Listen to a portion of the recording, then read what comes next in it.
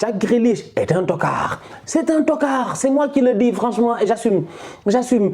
Vous me connaissez. Maguire, Jack Grealish. Bientôt, je vais faire mon 11 des tocards. Mais Jack Grealish, c'est pas possible.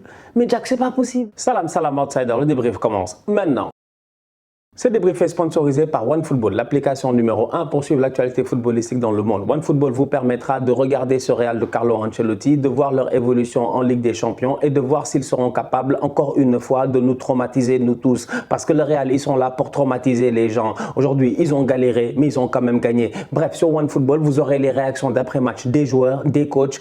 Tout ce qui tourne autour de ce club-là, vous le verrez sur OneFootball. Le lien pour le télécharger, cette application, il est là dans la description. Et je répète encore une fois, l'application, elle est gratuite, disponible dans le App Store, le Android Store et le Play Store. Le Real Madrid l'emporte aujourd'hui 2-0 face à Leipzig à domicile. Franchement, on va être très sérieux. Top performance de la part des Madrilènes, encore une fois. Je répète top performance parce qu'à la fin de la journée, ce qui compte le plus pour le Real Madrid, notamment en Ligue des Champions, c'est de gagner le match. C'est de gagner le match. En fait, tout le reste, c'est beaucoup de blablabla. C'est le Real de Carlo Ancelotti. Ils ne sont pas là pour faire le beau, pour faire le mignon, pour faire le choco-choco. Ils sont là, je dis bien, pour tuer. C'est des hitman. Aujourd'hui, ils ont joué face à Leipzig. Et si tu regardes bien le match du Real face à Leipzig, on peut dire, objectivement parlant, que ce Real-là n'a pas si mal joué que ça. Cependant, ce Real-là, de temps en temps, sur certaines transitions, ils ont eu à galérer. Mais moi, j'ai envie de mettre ça, je dis bien, sur un déséquilibre qui se crée au moment où Carlo Ancelotti se met à faire des essais.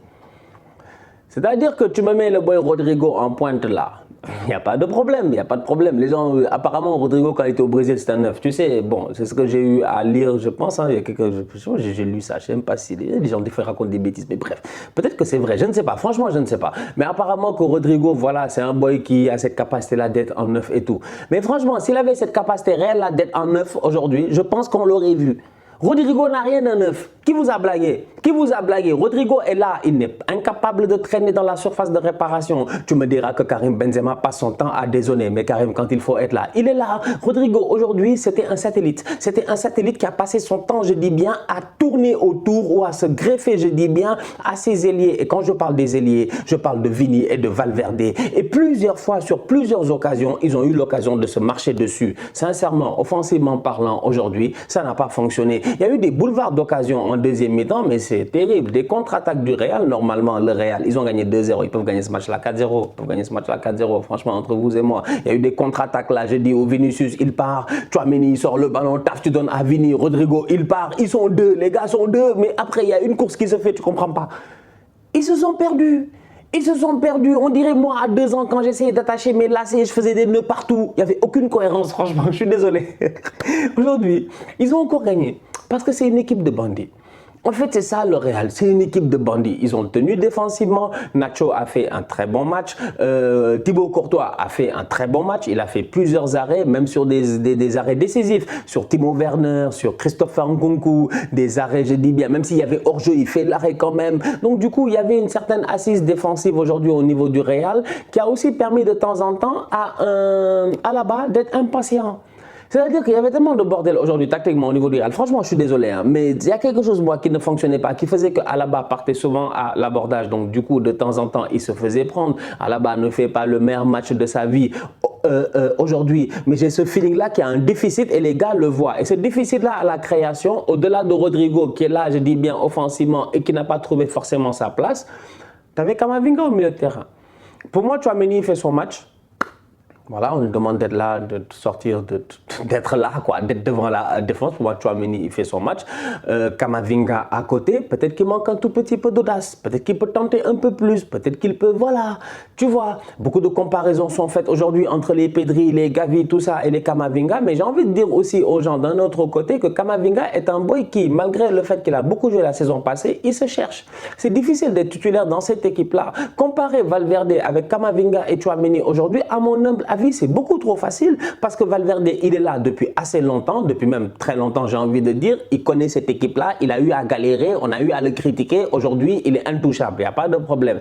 Tchouaméni, il vient d'arriver. Camavinga, il n'est pas encore titulaire et jusqu'à présent, on ne sait pas encore c'est quoi réellement son poste. C'est le boy, il joue quoi? Est-ce qu'il est plus défensif? Est-ce qu'il est plus offensif, genre le boy il est capable de se projeter, de rentrer à la surface, de faire des passes décisives comme le font les Gavi et tout ça? Jusqu'à présent, Kamavinga, il est dans un rôle hybride qui, à mon humble avis, est peut-être en train de l'inhiber. Donc du coup, aujourd'hui, le Real il gagne 2-0. À mon humble avis, ils font un match de bandit. C'est tout. Il y a eu quelques petites erreurs, quelques petits ajustements et à la fin, évidemment, qui a marqué Asensio. Que voulez-vous? J'ai eu l'occasion de le dire, ça reste un tocard. Eh ouais, c'est vous que ça a bluffé, hein? Moi, je connais Asensio. J'ai connu Vinicius. Demandez-lui. Demandez à Vinicius c'est qui Stan. Il te dira Stan, c'est... On se connaît dans le quartier, là. On se connaît. On s'est connus là-bas dans les favelas. Franchement, on va être très sérieux. Asensio, lui, il n'est pas sérieux. Il n'est pas sérieux. Franchement, il n'est pas sérieux. Asensio, il a réussi à claquer son but aujourd'hui. Bravo.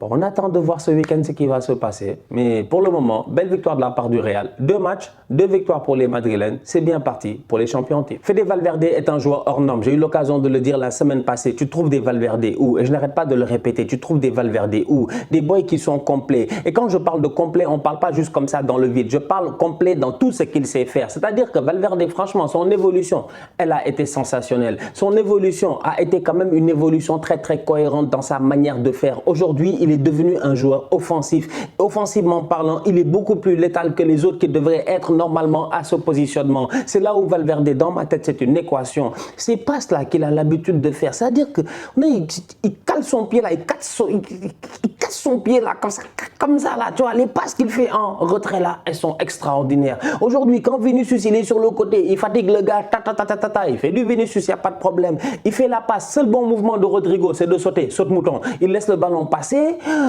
Fede Valverde, vision de jeu, il a.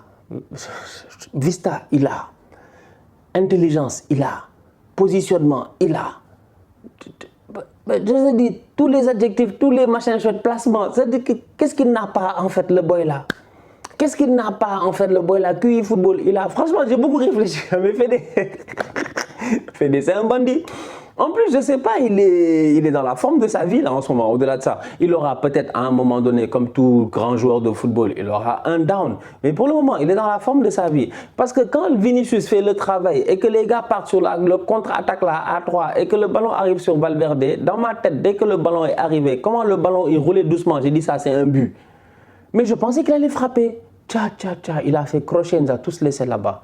Il allait frapper le ballon, petit filet. Franchement, Fede Valverde, en ce moment, c'est l'homme en forme du Real Madrid. C'est extraordinaire, il fait plaisir. C'est-à-dire que ça, c'est un vrai couteau suisse. C'est ça que tu veux. En fait, moi, personnellement, sincèrement, moi, j'aime bien les joueurs comme ça. J'aime les boys qui peuvent jouer partout. C'est les boys, ils savent jouer partout. Valverde latéral, il a fait milieu défensif, il a fait milieu offensif, il a fait attaquant droit, il est en train de faire. Extraordinaire. Top performance de sa part. Top player. Manchester City, de son côté, a gagné 2-1 face à Dortmund. Cette semaine, c'était le retour, je dis bien, des anciens. C'est le retour des anciens de leur club. Je parle de Lewandowski qui a joué face au Bayern, qui a perdu. Cependant, Haaland, il a failli perdre aujourd'hui face à Dortmund, son ancien club. Mais Haaland n'a pas perdu. Haaland s'est géré. Haaland nous a claqué un pouce-casse. Moi, j'appelle ça un pouce-casse. Appelez ça comme vous voulez, mais ça fait partie des plus beaux. C'est-à-dire que Haaland, le match est compliqué. C'est-à-dire le match est vraiment compliqué. Et quand le match est compliqué pour Manchester City, ça ne veut pas dire qu'ils sont dominés. Parce que City n'est pas une équipe qui est facile à dominer. Quand le match est compliqué, c'est parce que City, je dis bien, n'arrive pas à trouver les circuits de passe préférentiels qui vont mettre leurs attaquants dans les bonnes conditions. Et ça, sincèrement, on peut commencer à attaquer certains joueurs. Et le premier, c'est Jack Grealish. Jack Grealish est un tocard. C'est un tocard. C'est moi qui le dis, franchement, et j'assume.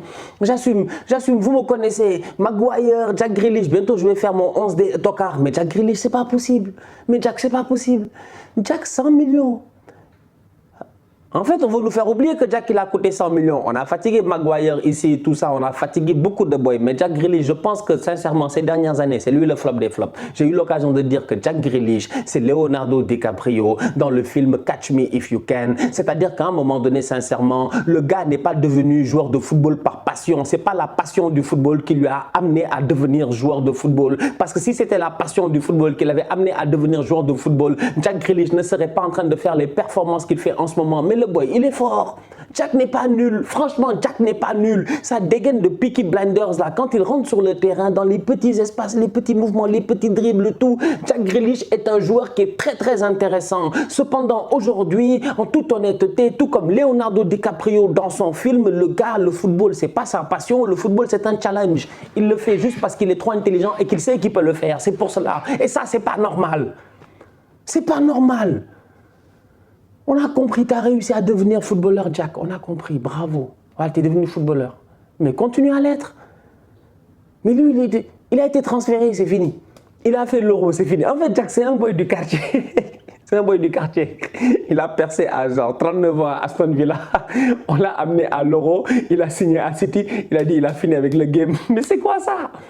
Mais performance de tocard sur le terrain. Dès qu'il y a les changements, cette équipe-là devient intéressante. Et là, tu te rends compte que toute cette possession de balle de Manchester City, finalement, elle est concrétisée vers quelque chose. Donc finalement, Haaland, il claque son but. Haaland, encore une fois, au top de sa forme. Je pense que City a claqué 26 buts depuis le début de la saison. Haaland en a claqué 13. Apparemment. Il a claqué la moitié des buts de cette équipe-là. C'est-à-dire qu'à un moment donné, je regarde et je me dis que Pep a de la chance. Je vous jure, Pep a de la chance. Pep a failli dépenser 100 millions, voire 120 millions sur Harry Kane. Tu penses que Harry Kane, il fait des sauts comme ça de Shaolin Soccer là dans tu penses que quoi? Tu penses que Harry Kane, il a ce... Ouais, ne pas nous fatiguer. Harry Kane ne peut pas. Harry Kane ne peut pas. Harry Kane est très fort, mais il ne peut pas. C'est-à-dire que Pep a trop de chance. Haaland, non, Haaland, c'est le médicament de tous les problèmes footballistiques. Tu as un problème, tu balances Haaland, la solution va arriver. Surtout quand tu as des scientifiques derrière, quand tu as des chercheurs derrière, des Cancelo, des gars qui sont dans les passes expérimentales. L'externe de João Cancelo est sensationnel. La finition de Haaland est magnifique. Manchester City s'en sort. Manchester City gagne 2-1 dans un match où City a quand même eu un tout petit peu à galérer, à concéder des occasions et c'est passé à travers quand même des joueurs très intéressants. Marco Reus au top de sa forme, il fait plaisir franchement. Marco, c'est dommage, on est tous d'accord là-dessus. Je pense que nous tous on est d'accord là-dessus.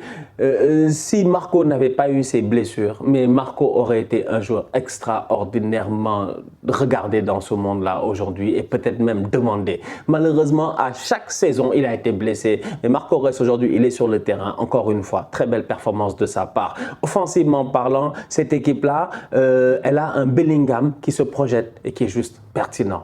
Il se projette, il vient, il claque sa tête. Sa célébration, comme d'habitude, elle est pleine d'arrogance, elle est un peu iconique. Donc aujourd'hui, cette équipe de Dortmund-là, à mon humble avis, ils n'ont pas fait un si mauvais match de ça. Ils ont juste tombé face à une équipe qui est plus forte.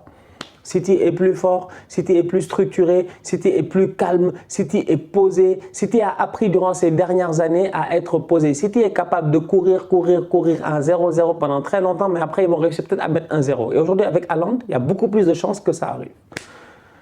Ce n'est pas un mauvais match de la part de Dortmund. C'est une bonne performance de la part de Manchester City. Ils sont restés cohérents. Les bons changements ont été faits. Et dès que Foden et Bernardo Silva sont rentrés, la dynamique de jeu a été beaucoup plus fluide. Le nombre d'occasions n'a pas forcément changé, mais cette équipe-là a réussi à concrétiser. Bien joué. La famille, on se capte très bientôt pour un nouveau débrief. D'ici là, on continue à liker, on continue à partager. On s'abonne. On est ensemble, on reste en santé. C'est le plus important. Tous outsiders.